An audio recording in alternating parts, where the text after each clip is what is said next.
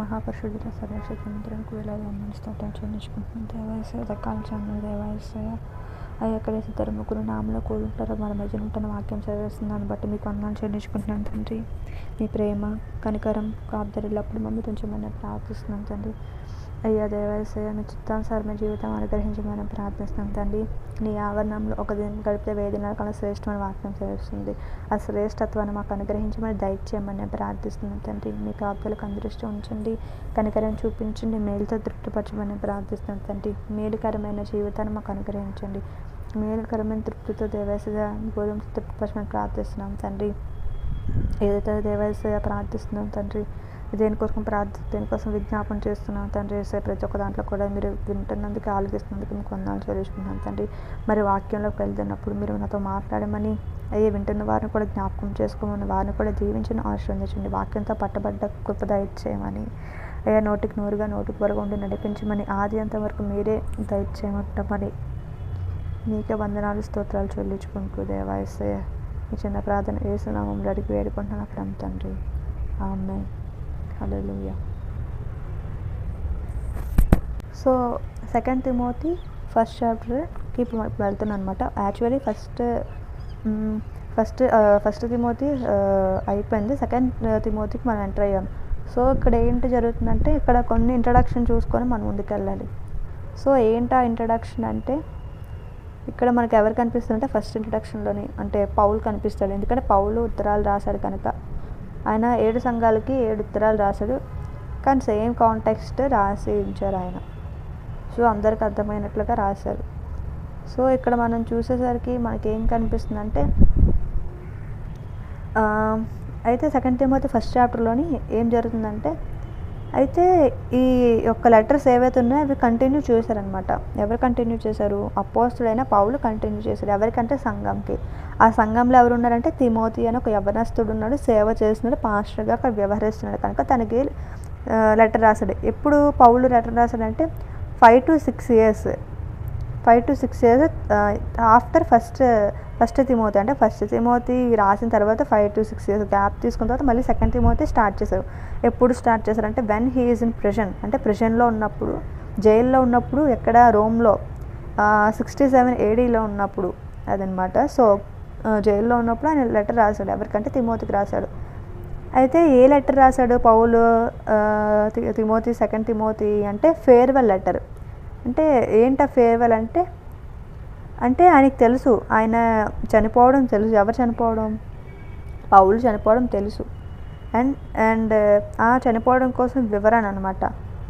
అయితే 4:6 అంటే 4వ అధ్యాయం 6వ వచనంలో మనకి ఏం కనిపిస్తుందంటే, నేను ఇప్పుడే ప్రాణార్పణముగా పోయబడి ఉన్నాను, నేను వెడల్చిపోవు కాలము సమీపమై ఉన్నది. అంటే నేను చనిపోయే కాలం దగ్గరగా ఉందని చెప్పి ఇక్కడ పౌలు చెప్తున్నాను అనమాట. ఎప్పుడు ఈ ఫేర్వెల్ లెటర్ రాస్తున్నప్పుడు, ఎవరికంటే 2 తిమోతికి రాస్తున్నప్పుడు చెప్తున్నారనమాట ఆయన. అయితే ఫైనల్ లెటర్ ఇది కాబట్టి న్యూ టెస్టమెంట్లో 27 బుక్స్ అయితే ఉంటాయి. 27 బుక్స్ న్యూ టెస్టమెంట్. అయితే పౌలు రాసిన రఫ్గా 2/3 రాశాడు అనమాట. ఇలా మనం చూసుకుంటూ వెళ్తే మనకి ఎవరెవరు కనిపిస్తారంటే జేమ్స్ కనిపిస్తాడు, ఇంకా జాన్ కనిపిస్తాడు, జూడ్ కనిపిస్తాడు. అందరూ కూడా లెటర్స్ రాశారు. అంటే చిన్న చిన్న లెటర్స్ అవి మనకు కనిపిస్తారనమాట. సో పౌల్ లెటర్ అనేది లాస్ట్ అనమాట. పౌల్ది లాస్ట్ లెటర్ ఏంటంటే 2 తిమోతి లాస్ట్ లెటర్. సో పౌలు ఏం చెప్తాడంటే, ఈ పౌలు ఉన్న టైంలోని ఒక ఎంపైర్ ఉన్నాడు, ఒక రూల్ చేసే ఒక వ్యక్తి ఉన్నాడు. ఎవరంటే నీరో అని చెప్పి అంటారు కదా. మహా క్రూరమైన వాడు. వాడికి అసలు మనిషి రక్తం చూస్తే, అంటే చాలామంది మనం రక్తం చూస్తే కళ్ళు తిరిగి పడతాం, కానీ వాడు ఆ రక్తం చూసి దాన్ని ఎంజాయ్ చేసే ఒక డిఫరెంట్ టైప్ ఆఫ్ పర్సన్ అనమాట. సో వాడి కోసం చెప్తున్నాడు. ఎప్పుడు ఇదంటే 67 నుంచి 68 ADలో సెంచురీ 4th సెంచురీ ఉన్నప్పుడు ఈ న్యూరో అనే వ్యక్తి పరిపాలన చేశాడు. ఆ టైంలో పౌలు వీళ్ళు ఉన్నారనమాట. అయితే 14th year ఆఫ్ న్యూరో అంటే ఆ ప్రాంతంలో పౌలు ఇతను ఏం చేశాడు, ఈ పాలించేవాడు అంటే రూలర్ ఏం చేశాడంటే పౌలు యొక్క తలని నరికేశాడు అనమాట. ఎగ్జిక్యూట్ చేశాడు ఒక ప్లాన్. ఎప్పుడు 14th year ఆఫ్ న్యూరో అంటే వాడు వచ్చి ఒక 14 years తర్వాత ఒక ప్లాన్ ఎగ్జిక్యూట్ చేసి చంపడం అది జరిగిందనమాట. సో బీహెడెడ్ అంటే తల నరికేశాడు. అయితే ఎక్కడ కాల్చాడంటే రోమ్లో కాల్చాడు. పౌల్ కండిషన్స్ ఏంటంటే ప్రిజన్లో ఉన్నప్పుడు కదా ఆయన రాశాడు. సో ఇక్కడ ఏం చెప్తున్నారంటే మళ్ళీ మనం ఎక్కడికి వెళ్తాము, 2 తిమోతి చూస్తే 2 తిమోతి 2వ అధ్యాయము 9వ వచనంలో మనకు ఒకటి కనిపిస్తే ఏంటి, నేను నేరస్తుడనై ఉన్నట్లు ఆ సువార్త విషయమై సంఖ్యలతో బంధింపబడి శ్రమ పడుచున్నాను, అయినను దేవుని వాక్యము బంధింపబడి ఉండలేదు. అంటే పౌలు ఎలాంటి సిచ్యువేషన్ ఉన్నాడంటే నేను నేరస్తుడై ఉన్నట్లు ఆ సువార్త విషయం, ఎవరి సువార్త అంటే దేవుని యొక్క సువార్త విషయం ఏమయ్యాడంటే నేరస్తుడైపోయాను అని చెప్పంటున్నాడు. అయితే సంఖ్యలతో బంధింపబడి ఉన్నాడు. ఎందు నిమిత్తం అంటే సువార్త నిమిత్తం, అంటే దేవుని యొక్క విషయం నిమిత్తము నేరస్తుడు ఉన్నాడు, ఇంకా సంఖ్యలతో బంధింపబడి శ్రమలో ఉన్నాడు, శ్రమ పడ్డాడు, శ్రమ అనుభవించాడు. అయినను దేవుని వాక్యం బంధింపబడి ఉండలేదు. అంటే ఎంత శ్రమల్లో ఉన్నా, ఎంత వేదనలో ఉన్నా, ఎంత కష్టంలో ఉన్నా కూడా ఏం జరుగుతుందంటే ఎంత భయంకరమైన శోధనలు ఉన్నప్పుడు కూడా దేవుని యొక్క వాక్యం విడిచిపెట్టలేదు ఆయన, అంటే బంధింపబడలేదు. సో అది చెప్తున్నాడు అనమాట. అయితే ఇక్కడ రిక్వెస్ట్ ఏంటంటే 4:13 చూస్తే 2 తిమోతి 4వ అధ్యాయం 13 చూస్తే మనకేం కనిపిస్తుంది అంటే వాక్యం, ముఖ్యంగా చర్మపు కాగితములను తీసుకొని రమ్ము. ఏం తీసుకురమ్మన్నారంటే చర్మపు కాగితాలు. అంటే ఎంత ఘోరమైన స్టేజ్లో ఉన్నాడో అతను, అంటే ఎలాంటి సిచ్యువేషన్లో ఆయన ఉన్నాడో అక్కడ మనకు అనిపిస్తుంది. అండ్ ఇంకోటి ఏంటంటే ఈ తిమోతి రాసిన 2వ పత్రిక 9వ అధ్యాయంలో కూడా ఏం కనిపిస్తుంది, నేను నేరస్తుడు అని సువార్త ప్రకటి విషయంలో నేను ఇలా ఉన్నాను, అయినా సరే దేవుని వాక్యం ఏం చేయని బంధింపబడలేదు అని చెప్పి దేవుని వాక్యం స్పష్టంగా మనకు అనిపిస్తుంది అనమాట. సో అయితే ఇలా ముందుకి మనం చూసుకుంటే ప్రామిస్ ఆఫ్ లైఫ్ అంటే వాగ్దానం ఉంది ఎవరి జీవితానికి అంటే మన జీవితాలకు వాగ్దానం ఉంది. అంటే మనకు ఒక ఇటర్నల్ లైఫ్ ఉంది, నిత్యజీవం ఉంది. ఆ నిత్యజీవం కోసం చెప్తున్నారు ఏంటంటే యాక్ట్స్ 16లో అపోస్తుల కార్యం 16వ అధ్యాయం చదువుకుంటే తిమోతిని తన ఒక మార్గంని స్థిరపరుస్తున్నాడు, అంటే డైరెక్ట్ చేస్తున్నాడు. ఇది 1 తిమోతి చాప్టర్ 1లో మనకు కనిపిస్తుంది. తిమోతి చాప్టర్ 1లో మనకు కనిపిస్తుంది పౌలు ఎలా డైరెక్ట్ చేశాడు, ఎలా తనని నడిపించాడు, ఎలా తనని నడవాలో నేర్పించాడు. ఎప్పుడు 15 సంవత్సరాలు ఉన్నప్పుడు, చాలా యంగ్ ఏజ్లో 15 years తిమోతికి ఉన్నప్పుడు పౌలు డైరెక్ట్ చేసి ప్రతి ఒక్కరు కూడా నేర్పించాడు. సండే స్కూల్కి వెళ్తే మనకు ఎలా నేర్పిస్తారు చిన్నప్పటి నుంచి, అలాగా తన వేస్ అన్ని కూడా డైరెక్ట్ చేశాడు. ఎలా నడుచుకోవాలి, ఎలా బోధించాలి, ఎలా దేవుణ్ణి ఆరాధించాలి, ఎలా కనిపించాలి, ఎలాంటి కష్టం వస్తే ఎలాంటి బాధ వస్తే, ఎలాంటి సిచ్యువేషన్ వస్తే దాని నుంచి మనం ఎలా బయటికి రావాలి, ఎలా మనం దేవునితో కలిసి ఉండాలి అని చెప్పి ఒక విధమైన ఒక మార్పు, ఒక విధమైన ఒక ఆలోచన జ్ఞానంతో ఈ ఉత్తరం రాసి, ఎందుకంటే పౌలు చాలా అంటే వృద్ధాప్రాయంలో కూడా ఉన్న సిచ్యువేషన్ కదా, అలాంటి టైంలో కూడా ఏం చేశాడంటే తన విశ్వాసాన్ని విడిచిపెట్టలేదు. అండ్ అలాంటి సిచ్యువేషన్ ఉన్నప్పుడు కూడా డైరెక్ట్ చేశాడు. అంటే ఎక్కడంటే చనిపోయే స్టేజ్లో ఉన్నప్పుడు, ఇంకా ప్రిజన్లో ఉన్నప్పుడు, జైల్లో కారాగారంలో ఉంటూ సంఖ్యలతో బంధిపడి ఉన్నప్పుడు కూడా సువార్త ప్రకటిస్తున్నాడు. ఈరోజు మనం అలాంటి సువార్త చేస్తున్నామా లేదా అని మనం చూసుకోవాలి. అందుకే ఇలాంటివి వస్తాయని చెప్పి ముందుగానే ఇవన్నీ కూడా రాసి ఉంచారనమాట. మన జీవితంలో ఎన్నో చూస్తాం కదా. సో అట్లా మన శ్రమలు చూసి మనం వెనక్కి వెళ్ళిపోతాం, కానీ వీరికి అంత శ్రమలు ఉన్నప్పుడు కూడా దేవుని విడిచిపెట్టి వెనక్కి వెళ్ళలేదు, కానీ ముందుకే కొనసాగారు. కాబట్టి దేవుడు వారిని దీవించారు, పరలోక రాజ్యంలో వారికంటూ ఒక స్థలాన్ని స్థిరపరిచించారనమాట. అయితే దేవుని యొక్క గిఫ్ట్ ఏంటంటే, దేవుని యొక్క బహుమానం ఏంటంటే 2 తిమోతి రాసిన పత్రిక 1వ అధ్యాయంలో మనకు ఉంటుంది. 1:1 వచనంలో ఏంటి, యేసుక్రీస్తు అనే శబ్దమునకు అభిషేక్తుడిని అర్థం. యేసునందున జీవమును కూర్చిన వాగ్దానమును బట్టి దేవుని చిత్తము వలన యేసుక్రీస్తు అపోస్తుడైన పౌలు ప్రియకుమారుడగును తిమోతికి శుభమని చెప్పి వ్రాయచున్నది. ఏమంటే ప్రియ కుమారుడు అనమాట. ఎవరు? తిమోతి. ఎవరికి అంటే పౌలుకి. తండ్రైన దేవుని నుండి మన ప్రభువైన యేసుక్రీస్తు నుండి కృపయు కనికరమును సమాధానం కలుగునుగాక అని చెప్తున్నారు. ఎవరికి రాస్తూ అంటే తిమోతికి రాస్తూ. అయితే వాళ్ళు ఏం చేశారంటే సిగ్గుపడలేదు, ఏ విషయంలో కూడా సిగ్గుపడలేదు. అంటే సువార్త ప్రకటించే విషయంలో సిగ్గుపడలేదు. తల నరికేసినప్పుడు కూడా వారు సిగ్గుపడలేదు. వారిని హింసించినప్పుడు, బంధించినప్పుడు కూడా సిగ్గుపడలేదు. కానీ వారి విశ్వాసాన్ని వారి ఎత్తి చూపారు. అంటే వారి విశ్వాసాన్ని చూపించారు. అంటే ఈరోజు ఎలాంటి విశ్వాసం కలిగి మనం ఉంటున్నాం? వీరిలాగా విశ్వాసం మనం కలిగి ఉంటున్నామా లేదా అది మనం చూసుకోవాలి. అంటే వీరిలా మనం జీవిస్తున్నామా లేదా అని చూసుకోవాలి. వీరు సిగ్గుపడలేదు. కానీ ఈ రోజుల్లో మనం సువార్త ప్రకటించాలంటే, పాట పాడాలంటే, ఆరాధన చేయాలంటే, దేవుని గణపరచాలంటే సిగ్గుపడుతుంటాం. వారు చూస్తారని, వీరు చూసి నవ్వుతారని, వారు ఏదో అనుకుంటారని చెప్పి, వీరేదో అంటారని చెప్పి సిగ్గుపడతాం అనమాట. కానీ వారి యొక్క విశ్వాస జీవితంలో వారు సిగ్గుపడలేదు. దేనికి అన్నిటికీ చావైనా బ్రతికైనా యేసుక్రీస్తు కొరకే అని చెప్పి నిలబడ్డారు. ఈరోజు ఎంతోమంది నిలబడుతున్నారు. సో మనలాంటి వారి కోసం ఏంటంటే వీరు సిగ్గుపడలేనప్పుడు మనం ఎందుకు సిగ్గుపడాలి? వీళ్ళు కూడా నార్మల్ మనుషులే కదా. వారే ఎన్నో శ్రమలు చూసినా సరే వెనక్కి తగ్గలేదు. మనం మాత్రం ప్రతి ఒక్క శ్రమకి వెనక్కి వెళ్తాం, ప్రతి ఒక్క వేదనలోకి వెనక్కి వెళ్ళిపోతాం, ప్రతి ఒక్క బాధను కూడా తలంచుకొని దేవుడు దూరం వెళ్తాం. కానీ వీరు అలా కాదు. బాధలోను కూడా దేవుని గణపరిచారు, బాధలో కూడా దేవుణ్ణి పూజించారు, అంటే గణపరిచారు, ప్రార్థన చేశారు. ప్రతి ఒక్క ఇబ్బంది కొలింలో నుండి కూడా వారు దేవుడు ఎంతగా వీరిని వాడుకున్నారంటే వారి ఇప్పుడు ఈ లెటర్ రాయడానికి దేవుడు అంత అవకాశం ఇచ్చారు. అయితే 2 తిమోతి మొదటి పత్రికలోని 1వ అధ్యాయంలో ఏంటి 1-6 చూసుకుంటే, ఆ హేతుచేతన హస్త నిక్షేపము వలన నీకు కలిగిన దేవుని కృపవరము ప్రజ్వలింప చేయవలనని నీకు జ్ఞాపకము చేయుచున్నాను.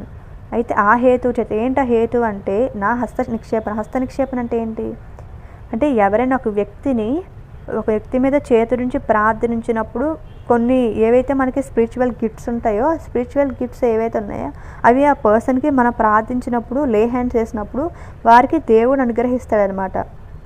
ఎవరు అంటే ఈ హస్త నిక్షేపణ చేస్తున్నప్పుడు ఎవరికైతే కృపావరాలు కలిగి ఉంటారో, పరిశుద్ధాత్మతో నింపబడుతుంటారో వారు ఎవరైతే నియమించాలనుకుంటున్నారో, ఎవరైతే దేవుడి కోసం నిలబడాలి, వారు ఈ పని చేయగలుగుతారు, నిలబడతారు, సిగ్గుపడరు, ఏ సిచ్యువేషన్ నుంచి నిలబడతారు అన్న వారిని వీరు ఏం చేస్తారంటే యేసునామంలో అంటే దేవునికి ముందుగా విజ్ఞాపన చేసి తర్వాత హస్త నిక్షేపణ అంటే చేతి నుంచి ప్రార్థించినప్పుడు కృపావరాలు ఏవైతే ఉన్నాయో కొన్ని కృపావరాలు దేవుడు వారికి దయచేస్తారు. ఏంటంటే దాన్ని ప్రజ్వలింప చేయవరని, అంటే దాన్ని ఇంకా ఇంక్రీజ్ చేయడానికి ఏం చేస్తారంటే విజ్ఞాపన చేస్తున్నారు. ఎవరికి విజ్ఞాపన చేస్తున్నారంటే ఈ పౌలు తిమోతికి విజ్ఞాపన చేస్తున్నాడు. అంటే మనకి ఇచ్చిన స్పిరిచువల్ గిఫ్ట్స్ మనం దేనికి అంటే మన సొంత విషయాలకి ఉపయోగించుకోవాలని, దేవుడి యొక్క మహిమ కొరకు దాన్ని వాడబడేలాగా మనం ఉపయోగించాలన్నమాట. సో 5 సార్లు ఏం చెప్పబడుతుందంటే సిగ్గుపడద్దు అని చెప్తుంది. ఎందుకు సిగ్గుపడతాం అంటే ఈరోజు సిగ్గుపడడం వల్ల వీధిలోకి వెళ్ళి సువార్త చేయలేకపోతున్నాం. ఎందుకంటే మన జీవితం చూసుకుంటే మన సాక్ష్యం అంతా బయట కనిపిస్తుంది. అంటే బయట చూసిన వాళ్ళు చెప్తారు కదా, సో బయటే కనిపిస్తాం మన సాక్ష్యం. అయితే ఏదైనా పని చేయడానికి సిగ్గుపడతాం, చర్చిలో పని చేయడానికి అంటే తోమడానికి సిగ్గుపడతాం, ఏదైనా హెల్ప్ చేయమంటే దానికి సిగ్గుపడతాం, ఇలాంటివి సిగ్గుపడతాం, సువార్త చెప్పడానికి సిగ్గుపడతాం, వాక్యం చెప్పు లెగు అంటే సిగ్గుపడతాం. మనకి దేవుడు కొన్ని ఇచ్చినప్పుడు దాన్ని మనం ఆ తలంతుల్ని మనం ఉపయోగించాలి దేవుడి కొరకు మాత్రమే, కానీ మనుషుల కొరకు మాత్రమే ఉపయోగించకూడదు. సో దేవుడి కోసం ఉపయోగించినప్పుడు అవి ఫలిస్తాయి. సో అయితే మనం మంచి దేనికోసం పాటుపడాలి, దేనికోసం జీవించిన మంచి గాస్పెల్ అంటే చక్కని దేవుని యొక్క వర్తమానం కోసం మనం సఫర్ అవుతున్నాం. అంటే మనం ఎందులో సఫర్ అవుతున్నాం అంటే మంచి చెప్పడంలో సఫర్ అవుతున్నాం, ప్రకటించడానికి సఫర్ అవుతున్నాం. సఫర్ అయిన వాళ్ళు చాలామంది చనిపోయిన హతసాక్షులు ఎంతోమంది రీసెంట్ టైమ్స్లో ఎంతోమందిని మనం చూస్తున్నాం. పాత దగ్గర నుంచి అంటే శిష్యులు ఉన్న దగ్గర నుంచి కూడా ఇవి జరుగుతూనే ఉన్నాయి. అయితే 1:8 మనకి ఏం కనిపిస్తుంది? 2 తిమోతి రాసిన పత్రిక 1:8 కాబట్టి నీవు మన ప్రభు విషయమై సాక్ష్యమును కూర్చి అయినను ఆయన ఖైదీనైన నన్ను కూర్చి అయినను సిగ్గుపడక దేవుని శక్తిని బట్టి సువార్త నిమిత్తమైన శ్రమను భావముతో పాలువాడై ఉండుమని చెప్తున్నాడు. ఏం చెప్తున్నాడు? కాబట్టి నీవు మన ప్రభు విషయమే అంటే దేవుని యొక్క విషయంలో మనం ఎలా ఉండాలంటే సాక్ష్యంను గూర్చి, అంటే దేవుని యొక్క సాక్ష్యం గురించి మనం ఎలా ఉండాలంట అంటే ఇక్కడ ఎవరు చూపిస్తున్నారు అంటే అపోస్తలుడైన పౌలు ఖైదీగా ఉన్నప్పుడు, అంటే ఖైదీగా ఉండి నన్ను గూర్చినైనా సిగ్గుపడక ఖైదీనైనా నన్ను గూర్చి, అంటే ఇప్పుడు చాలామంది జైలుకి వెళ్ళిన వాళ్ళని చూస్తే వారిని చూసి మనం సిగ్గుపడతాం, భయపడతాం. కానీ వీరు ఎందు నిమిత్తం వెళ్ళారు? విశ్వాసం నిమిత్తం వారు ఖైదీ అయ్యారు కనుక వారిని గురించి సిగ్గుపడక, అంటే దేవుని విషయాన్ని ప్రకటించడానికి, వాక్యం ప్రకటించడానికి, సువార్త ప్రకటించి సిగ్గుపడక దేవుని శక్తిని బట్టి, ఎవరి శక్తి బట్టి అంటే దేవుని శక్తిని బట్టి, సువార్తను బట్టి, అంటే సువార్త అంటే ఏంటి? మంచి మాటలు, అంటే దేవుని మాటలు, సువార్తను బట్టి వాటి నిమిత్తమైన శ్రమ భావంతో, అంటే దాంట్లోనే శ్రమను గురించి పాలువాడి ఇండుము. అంటే శ్రమ పడమంటున్నాడు, నిరంతరం మనకు శ్రమ పడమంటున్నాడు. ఎందుకు శ్రమ పడాలంటే శ్రమ పడితేనే, ఇప్పుడు కష్టపడితేనే మనకి సుఖపడతాం కదా. కష్టపడితేనే మనం తినగలుగుతాం. కష్టం లేనిదే మనం ఏమి తినలేము, ఏమి చేయలేము, దేని మీద ఆధారపడలేము. సో దేవుడు ఏమంటున్నాడంటే కష్టపడితేనే మనం తృప్తి. అలాగే నువ్వు దేవుని కోసం కష్టపడితేనే ఇతరులను రక్షించగలుగుతాం. దేవుని కోసం మనం కష్టపడకుండా ఏదో దేవుడు పోషిస్తున్నాడు కదా అని చెప్పి మనం అదే రీతిలో ఉన్నాం, అదే జీవితాన్ని మనం కొనసాగిస్తున్నట్లయితే వేస్ట్. కానీ అపోస్తలుడైన పౌలు కానీ ఇంకా తిమోతి కానీ దేవుని యొక్క మాటలు విన్నారు కాబట్టి వారు ఏం చేశారంటే సంఘానికి చెప్తున్నారు, బోధిస్తున్నారు. అయితే 1:13 ఇంకొక మాట ఉంది. ఏంటి ఆ మాట అంటే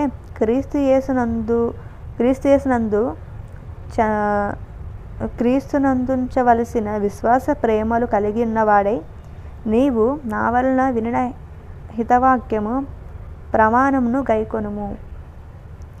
మళ్ళీ 14 నీకు అప్పగింపబడిన ఆ మంచి పదార్థమును మనలో నివసించు పరిశుద్ధాత్మ వలన కాపాడుము. అంటే ఇక్కడ 13-14 ఏం కనిపిస్తుంది? క్రీస్తు యేసునందు ఉంచవలసిన, అంటే యేసుక్రీస్తునందు మనం ఏం ఉంచాలంటే విశ్వాసం ఉంచాలి, ఇంకా ప్రేమ ఉంచాలి. ప్రేమ లేకపోతే ఎన్ని మనం మంచి కార్యాలు చేసినా, సత్క్రియలు చేసినా అవి దేవుని దృష్టికి రావు. ఏదో మనం గణపరచుకుంటున్నాం కానీ దేవుని గణపరచట్లేదు. సో దేవుడు ఏమంటుంటే యేసుక్రీస్తునందు, ఎవరైతే యేసుక్రీస్తుని విశ్వాసం ఇస్తారో, ప్రేమ కలిగి ఉంటారో వాటి వలన, అంటే నీవు నా వలన వినిన హితవాక్యం, ఎవరి వల్ల తిమోతి వాక్యం వింటున్నట్టే ఈ పౌలు పత్రిక రాస్తున్నప్పుడు పౌలు వల్ల, అంటే పౌలు ఒక హితవాక్యం చెప్తున్నాడు, బోధిస్తున్నాడు. అంటే ఎలాంటి వాక్యం అంటే ఆరోగ్యకరమైన వాక్యాన్ని బోధిస్తున్నాడు. ఆ ప్రమాణం, అంటే ఏదైతే ప్రమాణం చేస్తున్నాడో, ఏదైతే వాక్యానికి చెప్తున్నాడో దాన్ని గైకోనమంటే దాన్ని నిన్ను ఏం చేయమంటే వినమంటున్నాడు. ఎందుకు వినాలంటే నీవు అప్పగింపబడిన ఆ మంచి పదార్థములు. ఏంటి ఆ పదార్థం అంటే మంచిది, అంటే ప్రేమ, విశ్వాసము, సమాధానము, దేవుని యొక్క సువార్త ప్రకటించడం, ఇవన్నీ కూడా మంచి పదార్థాలే, చెడ్డవైతే కాదు. అంటే దేవుని ప్రకటించేవన్నీ కూడా మంచి విషయం కాబట్టి మంచి పదార్థములు, అప్పగింపబడిన ఆ మంచి పదార్థమును పరిశుద్ధాత్మను, అంటే మనలో నివసించు పరిశుద్ధాత్మ, మనలో ఎవరు నివసిస్తున్నారంటే పరిశుద్ధాత్మ నివసిస్తుంది కదా, వాటి వలన పరిశుద్ధాత్మ వల్ల కాపాడమంటుంది. పరిశుద్ధాత్మ ఉంటేనే కార్యాలు జరుగుతాయి, పరిశుద్ధాత్మ ఉంటేనే మన జీవితం బాగుపడుతుంది, పరిశుద్ధాత్మ ఉంటేనే మనం ముందుకు వెళ్ళగలుగుతాం, పరిశుద్ధాత్మ ఉంటేనే మన జీవంలోకి వెళ్ళగలుగుతాం, పరిశుద్ధాత్మ ఉంటేనే దేవుని ఎదుర్కొనే శక్తి మనలో ఉంటుంది, పరిశుద్ధాత్మ ఉంటేనే ప్రార్థన చేయగలుగుతాం, పరిశుద్ధాత్మ ఉంటేనే దేవుని వాక్యాన్ని వినగలుగుతాం, పరిశుద్ధాత్మ ఉంటేనే దేవుని యొక్క క్రియలు చూడగలుగుతాం, పరిశుద్ధాత్మ ఉంటేనే దేవుని యొక్క వాక్యాన్ని వినగలుగుతాం. ఈ పరిశుద్ధాత్మ లేకుండా ఇష్టాసరమైన జీవితాన్ని మనం జీవించగలిగితే మనకి ఏ ప్రయోజనం ఉండదు.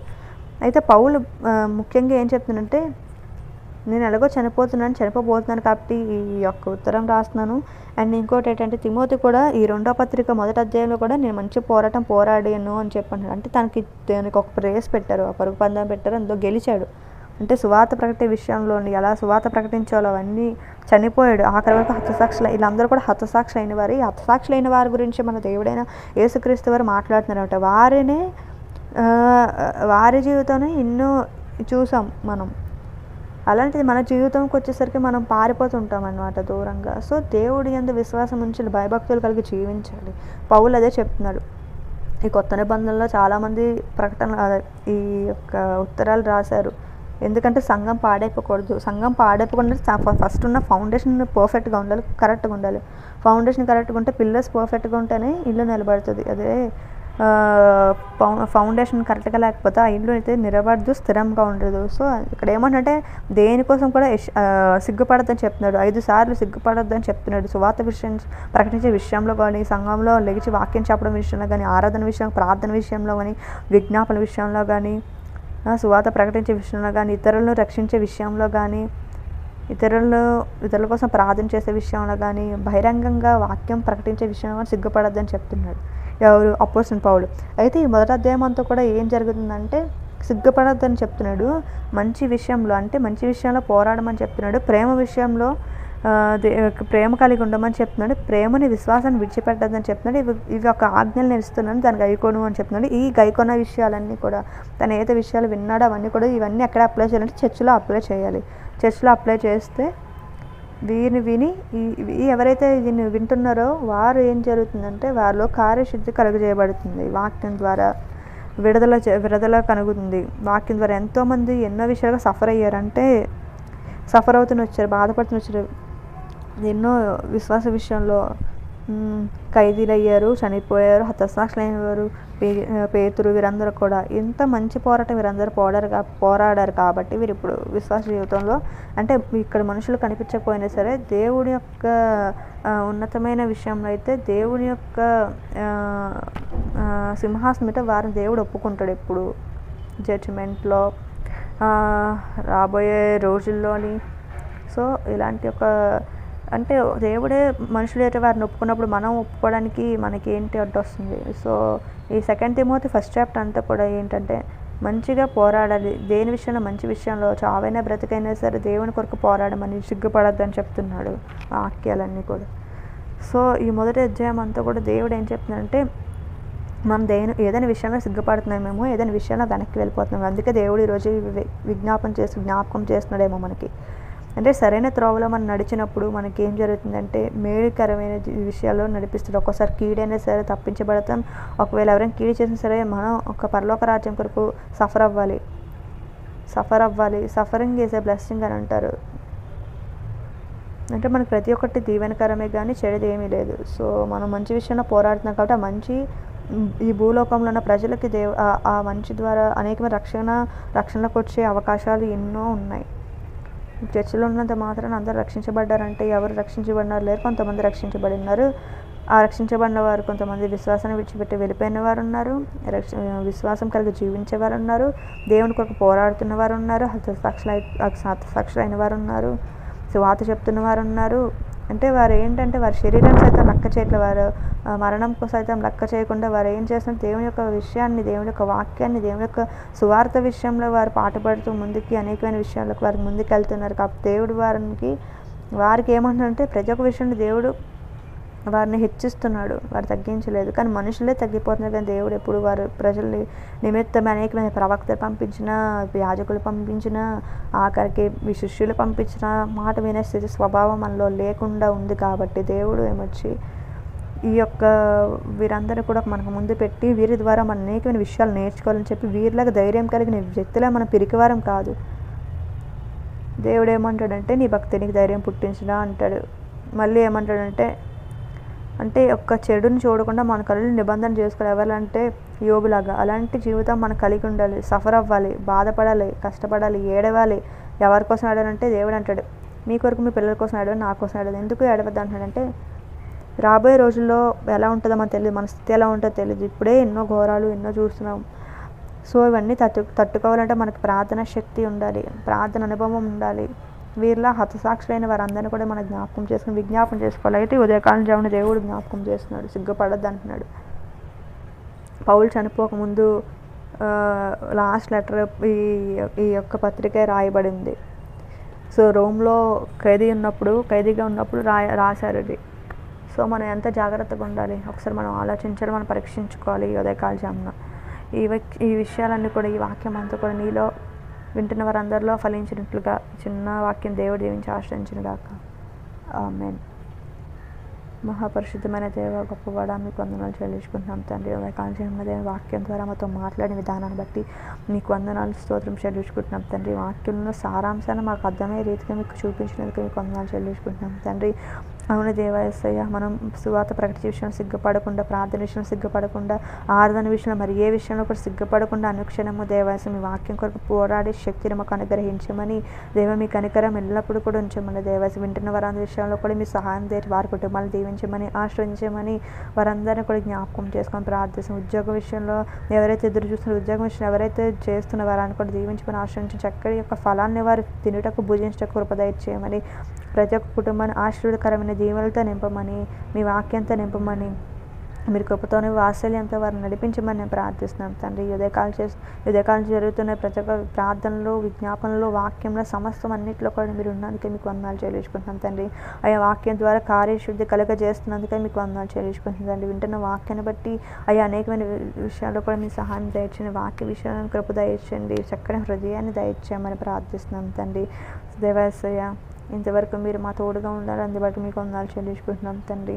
నా ప్రార్థన విజ్ఞాపన చివరికి ఆలకించారు, వాక్యంలో మీరు మాట్లాడారు, అందుబట్టి మీకు వందనాలు స్తోత్రాలు చెల్లించుకుంటున్నాం తండ్రి. అయా సభార చందార తయ్యందోర పరిశుద్ధాత్మ దేవా మీరే సహాయం దయచండి అనే విషయంలో కృప దయచండి అయ్యా. దేవాయస్యానికి వందనాలు చెల్లించుకుంటున్నాం తండ్రి. వాక్యంతో తృప్తిపరచండి అయ్యా, శ్రేష్టమైన గోధులతో తృప్తిపరచండి, ద్రాక్షవల్లితో అయ్యా తృప్తిపరచమని ప్రార్థిస్తున్నాం తండ్రి. ఇంతవరకు చేసిన ప్రార్థనలో మీ చివరికి ఆలకించిన మీ విధానాన్ని బట్టి మీకు వందనాలు స్తోత్రాలు చెల్లించుకుంటూ మీ చిన్న ప్రార్థన యేసునామంలో అడిగి వేడుకుంటున్నాను తండ్రి. ఆమేన్. యేసు శక్తి మీరు చేయండి, సిరురాత మీరు చేయండి.